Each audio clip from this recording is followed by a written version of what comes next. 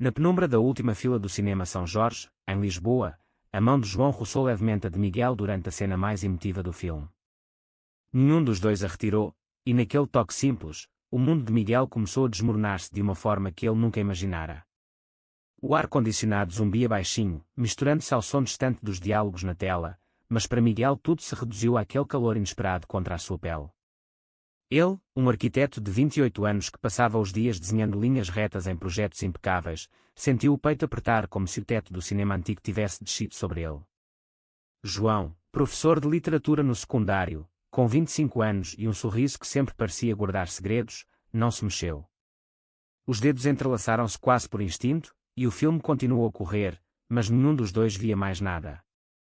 Quando as luzes se acenderam, Miguel puxou a mão como se tivesse sido queimado. Levantaram-se em silêncio, saindo para a rua movimentada da Avenida da Liberdade. O ar fresco de outubro em Lisboa cheirava a castanhas assadas e ao Tejo próximo. Desculpa, murmurou Miguel, evitando o olhar do amigo. João riu baixinho, aquele riso leve que sempre aliviava as tensões nas noites de cerveja no Barro Alto. Não há nada para desculpar, Miguel. Foi só um momento. Ou foi? A pergunta ficou no ar enquanto caminhavam pela calçada iluminada pelos candeeiros antigos. Miguel sentiu o coração bater descompassado. Ele sempre se considerara normal, filho único de uma família de Porto que esperava dele um casamento tradicional, netos e uma vida reta como as ruas da Ribeira. João era só o amigo de faculdade, o que lia poemas em voz alta e o fazia rir das besteiras da vida. Mas agora, aquele toque parecia ter aberto uma porta que Miguel nem sabia existir. Eles pararam num café pequeno perto do Rossio. O empregado serviu 2 expressos sem perguntar, como se os conhecesse há anos. Miguel olhou para as mãos, ainda sentindo o fantasma daquele contato. Eu não sou assim, disse ele de repente, a voz baixa para não ser ouvido pelas mesas vizinhas. João inclinou-se para a frente, os olhos castanhos fixos nos dele, assim como feliz, confuso, humano. As palavras acertaram Miguel como uma onda suave. Eles falaram até a madrugada, sobre filmes, sobre famílias, sobre os silêncios que carregavam há anos. Miguel contou da pressão do pai, engenheiro reformado que via qualquer desvio como fraqueza. João falou do tio que nunca aceitou e da mãe que fingia não ver. Quando se despediram na estação de metro, Miguel sentiu que algo tinha mudado para sempre. Não era só o beijo que não aconteceu. Era a possibilidade. Nos dias seguintes, Lisboa pareceu diferente. Miguel passava pelos projetos no escritório em Santos, mas os desenhos saíam tortos. Encontrava-se com João em passeios inocentes, um passeio pelo Jardim Botânico, um gelado na Praça da Figueira. Cada encontro era uma conversa mais profunda, uma risada que durava mais. Miguel sentia o peito expandir e contrair ao mesmo tempo. À noite, sozinho no apartamento pequeno em Alfama, olhava para o teto e questionava tudo. Sou eu mesmo? Perguntava ao espelho. João mandava mensagens simples, vi um livro que ias gostar, e Miguel respondia com o coração acelerado. A amizade sempre ganhava camadas novas, sutis, como a luz dourada que entrava pela janela da igreja de São Vicente. Um sábado, decidiram ir até Cascais de comboio. O mar batia nas rochas e o vento trazia cheiro de sal. Sentados numa esplanada, João tocou no braço de Miguel ao mostrar um barco distante. O gesto foi casual, mas Miguel não retirou o braço. Sabes, Miguel, eu sempre soube que eras especial, disse João baixinho. Mas nunca quis forçar nada. Miguel engoliu em seco. A verdade subia à garganta como uma maré. Ele não respondeu, mas quando voltaram a Lisboa ao fim do dia, o silêncio entre eles era cheio de promessas não ditas. Em casa, Miguel ligou para a mãe em Porto. A voz dela soava alegre como sempre, perguntando quando ele ia levar uma namorada para o almoço de domingo. Ele mentiu, como sempre. Mas pela primeira vez, a mentira doeu de verdade. O outono avançava e as folhas amarelas cobriam as ruas de Lisboa. Miguel e João encontravam-se quase todos os dias. Uma noite, no mirador de Santa Catarina, com o Tejo brilhando ao fundo, João virou-se para ele. Eu gosto de ti, Miguel. Mais do que como amigo. O vento levou as palavras, mas Miguel ouviu cada sílaba. O coração dele parou um segundo. Ele não fugiu. Apenas ficou ali, olhando para o homem que há anos era o seu porto seguro. Eu também sinto algo, confessou finalmente, a voz tremendo. Não foi um beijo. Foi apenas um abraço longo, quente, que dizia mais do que qualquer palavra. Naquela noite, Miguel dormiu pela primeira vez sem pesadelos. Mas sabia que o caminho à frente não seria fácil. A família, a sociedade, o próprio medo, tudo esperava para testar aquele sentimento novo. E ele, pela primeira vez, estava pronto para enfrentar. A manhã seguinte chegou com o sol a entrar pelas persianas antigas do apartamento de Miguel. Ele acordou com o telefone a vibrar, uma mensagem de João: café na Praça do Comércio. Quero ver o teu sorriso ao sol. Miguel sorriu sozinho, algo que não fazia há muito tempo. Vestiu-se rapidamente e desceu as ruas estreitas de Alfama, onde o cheiro de pão fresco misturava-se ao som dos elétricos. No café, João já estava lá, com 2 pastéis de nata e um olhar que iluminava mais do que o sol. Conversaram sobre livros, sobre o trabalho de Miguel nos projetos de renovação de edifícios antigos e sobre as aulas de João com adolescentes que começavam a questionar o mundo. Nada de declarações grandiosas, só a naturalidade de 2 homens que se descobriam aos poucos. Mas o mundo lá fora não parava.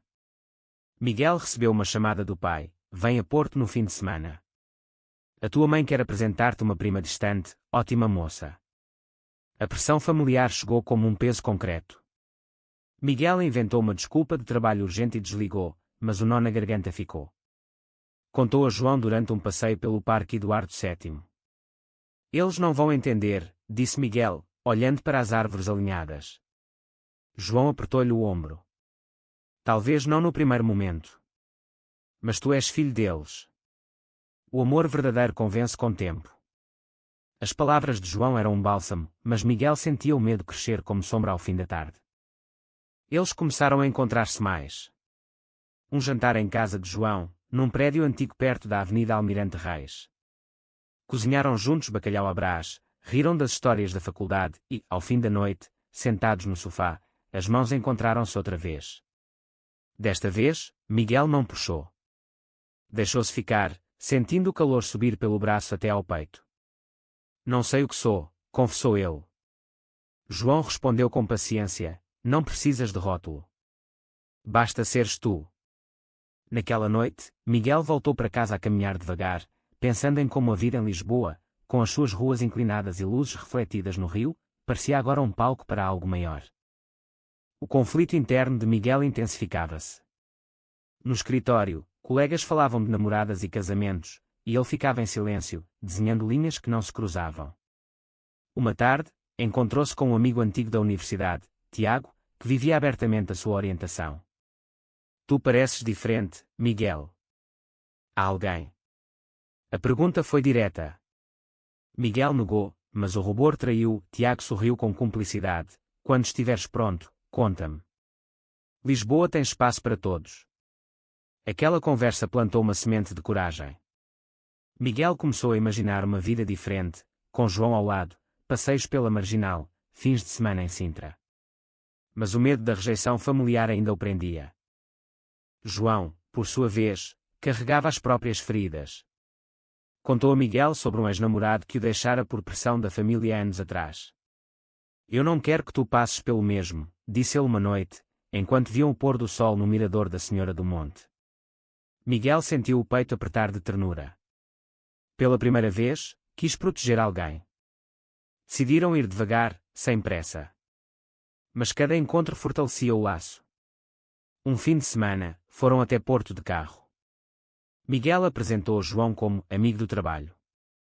A mãe recebeu-os com abraços e comida farta. O pai, porém, olhou para João com desconfiança sutil. Gostas de futebol? Perguntou, testando. João respondeu com humor e a tensão aliviou um pouco. Mas Miguel sentiu o olhar do pai sobre eles durante todo o almoço. De volta a Lisboa, a dúvida cresceu. Miguel questionava-se se valia a pena arriscar tudo. João notou e propôs uma pausa. Não quero que te sintas pressionado. Mas a ausência doeu mais do que Miguel esperava. Ele passou 3 dias em silêncio, caminhando sozinho pelas ruas de Chiado, pensando em como aquele toque na última fila do cinema tinha virado a sua vida do avesso. No 4º dia, ligou a João, vem cá. Preciso de ti. Quando se encontraram, o abraço foi longo e silencioso. Eu escolho tentar, disse Miguel. João sorriu, e pela primeira vez beijaram-se, um beijo leve, quase tímido, cheio de promessa e medo. Lisboa testemunhou em silêncio, com as suas luzes a piscar como estrelas cúmplices. Mas Miguel sabia que o caminho verdadeiro ainda estava por começar.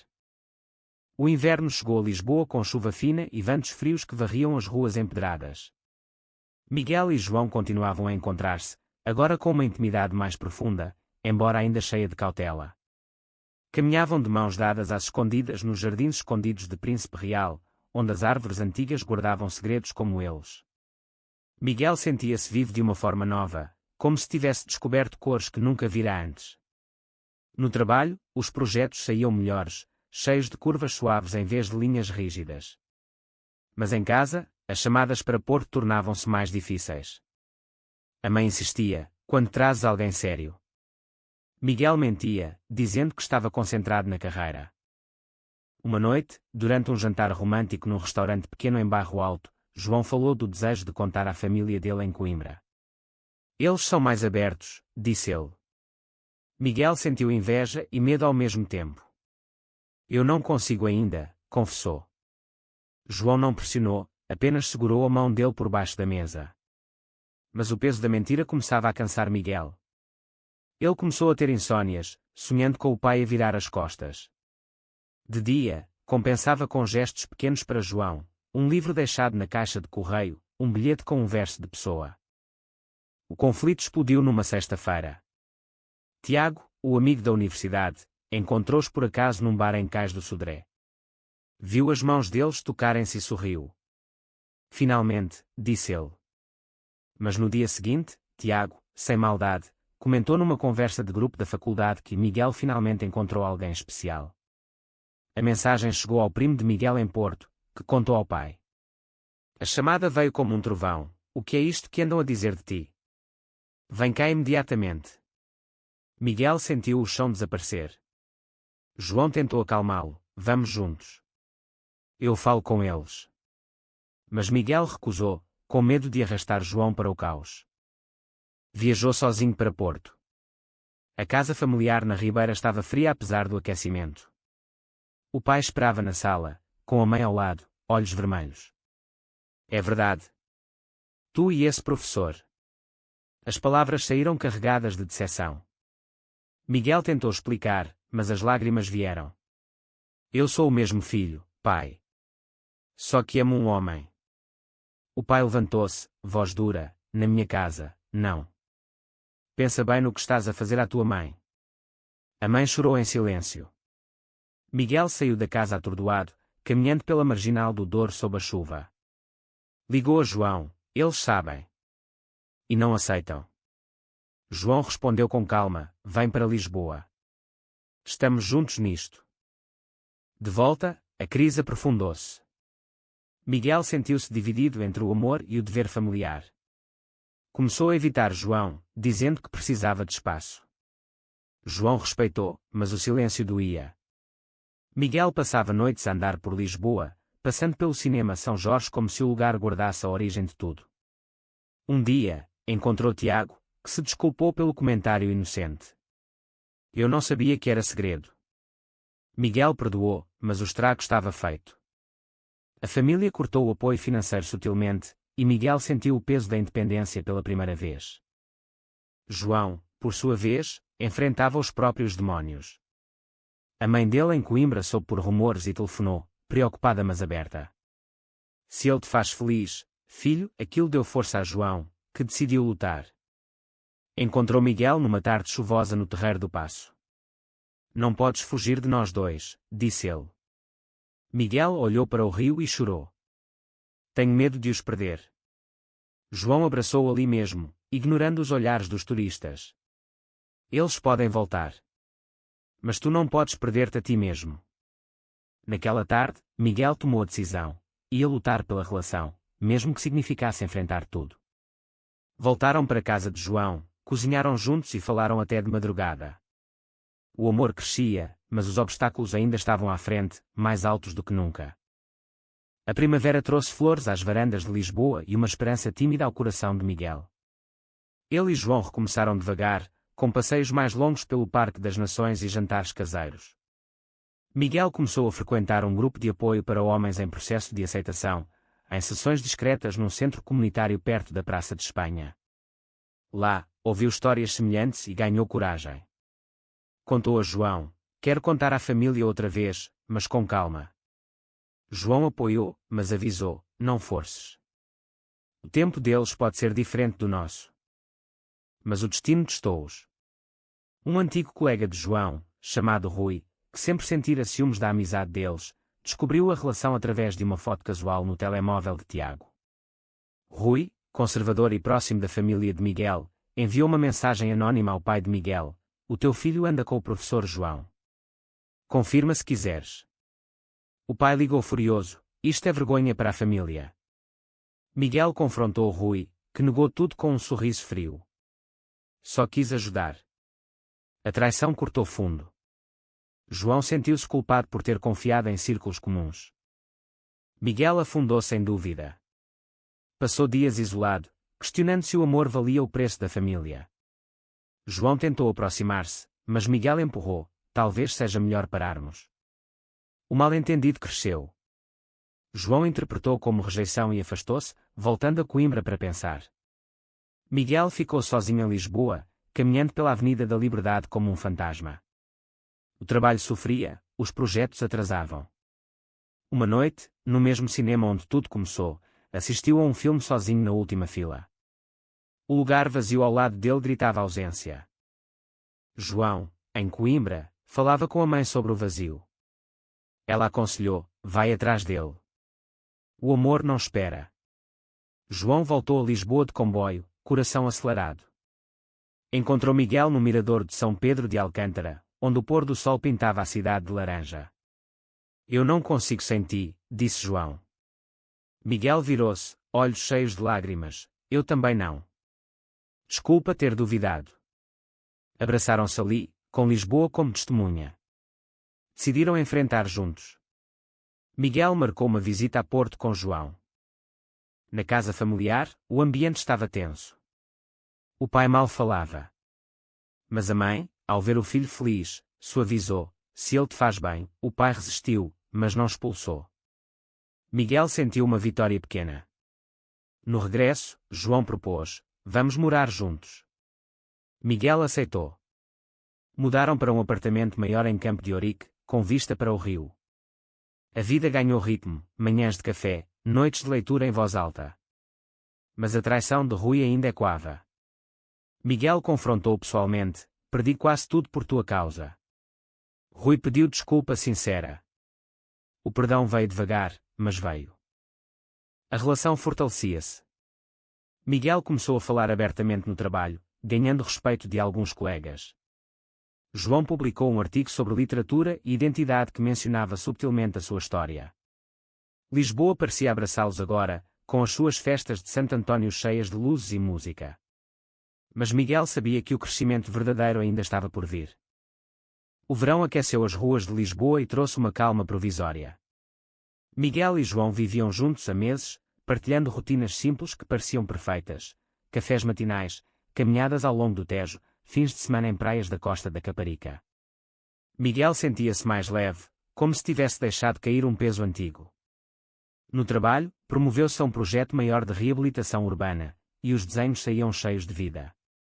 João, nas aulas, inspirava os alunos com histórias de coragem. Mas a família em Porto ainda era uma ferida aberta. O pai raramente atendia às chamadas. A mãe visitava em segredo, trazendo bolos e abraços, mas sempre com um olhar preocupado. Um dia, Rui reapareceu, pedindo para conversar. Encontraram-se num café em Alfama. Eu errei. Tive medo do que não entendia. Miguel ouviu e perdoou de verdade. Cada um luta com os seus demónios. Rui saiu aliviado, e Miguel sentiu-se mais livre. João, ao saber, abraçou-o forte: "Tu estás a crescer, amor." A palavra amor saiu natural pela primeira vez, e Miguel sorriu. Mas a crise maior veio inesperada. o pai de Miguel sofreu um problema de saúde e foi hospitalizado. Miguel correu para Porto sozinho. No quarto do hospital, o pai, fraco, murmurou: "Não quero morrer sem te ver feliz, mas custa-me." Miguel chorou e contou tudo. O pai não respondeu, mas apertou a mão dele. Na viagem de regresso, Miguel refletiu sobre sacrifícios. "Talvez eu tenha de escolher entre família e ti", disse a João uma noite. João respondeu com dor: "Eu nunca te pediria isso. Mas eu também tenho limites." A dúvida regressou. Miguel passou uma semana distante, pensando em voltar para Porto para apoiar o pai. João sentiu-se abandonado e discutiram pela primeira vez. "Tu estás a sacrificar-nos pelos outros", acusou João. Miguel rebateu: "Tu não sabes o que é pressão familiar." As palavras feriram. João foi passar uns dias em Coimbra. Miguel ficou sozinho no apartamento, olhando para as paredes que construíram juntos. O vazio era insuportável. Uma tarde, caminhou até ao cinema São Jorge e comprou bilhete para a última fila. Sentado ali, lembrou o toque inicial. "Não posso perder isto", pensou. Ligou a João: "Vem para casa. Eu escolho-nos." João voltou, e conversaram até de madrugada. Decidiram visitar Porto juntos outra vez. O pai, já melhor, viu-o chegar. Não abraçou João, mas não os expulsou. "Dá-me tempo", disse ele. Miguel sentiu esperança. De regresso a Lisboa, a relação renasceu mais forte. Miguel começou terapia para lidar com a culpa. João apoiou, lendo poemas que falavam de resiliência. O verão terminou com uma viagem a Sintra, onde prometeram nunca mais duvidar. O outono voltou a Lisboa com folhas douradas e um ar de renovação. Miguel e João tinham superado as tempestades. Viviam com uma paz que vinha de dentro. Miguel terminou o projeto grande e ganhou um prémio municipal. João publicou o seu primeiro livro de contos, dedicado subtilmente a quem ama em silêncio. A família de Porto evoluía devagar, a mãe visitava regularmente, o pai enviava mensagens curtas mas sinceras. "Estou a tentar", dizia ele. Miguel sentia-se completo. Uma noite, no mesmo cinema São Jorge, compraram bilhetes para a última fila. Sentados lado a lado, as mãos entrelaçadas sem medo, viram o filme com sorrisos. Quando as luzes acenderam, Miguel virou-se para João: "Obrigado por aquele toque há um ano. Mudou tudo." João beijou-lhe a mão: "Mudou-nos para melhor." Saíram para a Avenida da Liberdade, onde Lisboa brilhava. No ano seguinte, celebraram o aniversário do primeiro encontro com uma festa pequena em casa, com amigos como Tiago e até Rui. Miguel olhou para João e soube que o crescimento tinha valido a pena. Ele aprendera a aceitar-se, a escolher o amor acima do medo, a equilibrar família e felicidade. João crescera também, tornando-se mais paciente e forte. Juntos, enfrentavam o mundo com cabeças erguidas. Lisboa continuava a sua vida, com o Tejo a correr e as luzes a piscar. Miguel e João caminhavam de mãos dadas agora, sem esconder. O caminho não era perfeito, mas era deles. É verdade ou falso que o amor entre dois homens em Portugal ainda enfrenta barreiras familiares que só o tempo e a coragem conseguem derrubar?